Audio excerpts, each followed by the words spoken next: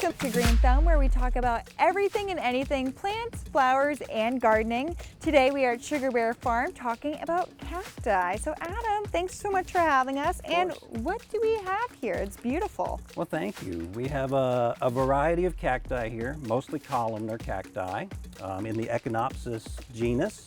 Echinopsis pachanoi, that's what most of them are, and they come from the Peru region of South America. Also some Echinopsis peruvianus, also from the Peru area of South America, obviously. We've got some cereus here, and this is actually a mutated cereus. It's a branching cactus. People like to grow these for landscape features, so obviously the weirder the better sometimes.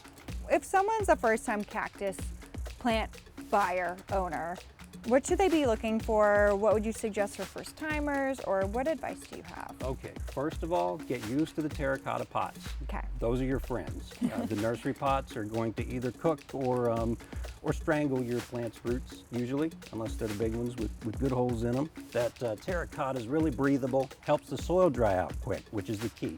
You want fast draining soil. Gotcha. Most people would use like a dirt straight out of a bag, potting Yep. soil.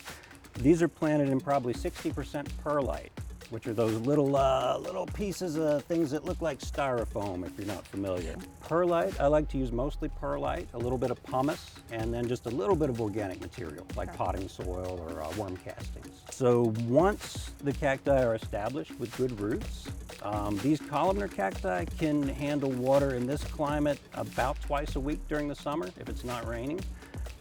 They can handle a few days of rain in a row, and that's because they have the well-draining soil. When can you tell your cacti is, in need of some assistance, or could be dying, or need some sort of help? Okay, I can actually show you a pretty good example. See how he's all shriveled in there and kind of sunk in and sad looking?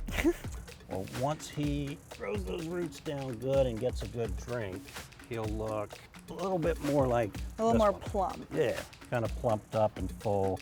And you can see this one's throwing some pups there, 2 of them. That's how these generally reproduce.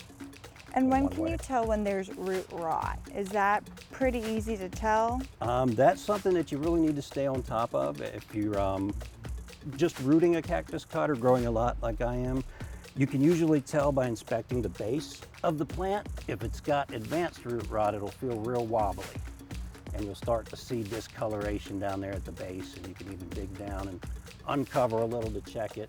When it gets really bad, it'll form little black blisters, and you'll see that start to erode. Oh. Yeah. And so this little guy right here, is he okay, or is he kind of at the end of his life?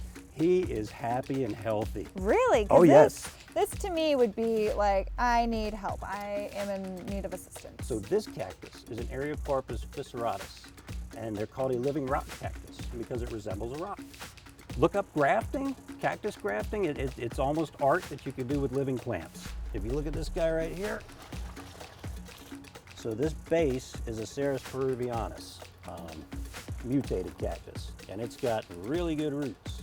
So what I've done is I cut the roots off of some other cacti that didn't have really good roots, so that I wanted to grow faster, and I've grafted them to him. It's almost like a Frankenstein experiment. Yeah, exactly. It's a Frankenplant. Adam, thanks so much for teaching us all about cacti. It really inspires me to maybe go out and get a few plants myself. And make sure to tune into Green Thumb every Tuesday as we get to the root of gardening and get one day closer to Mother Nature.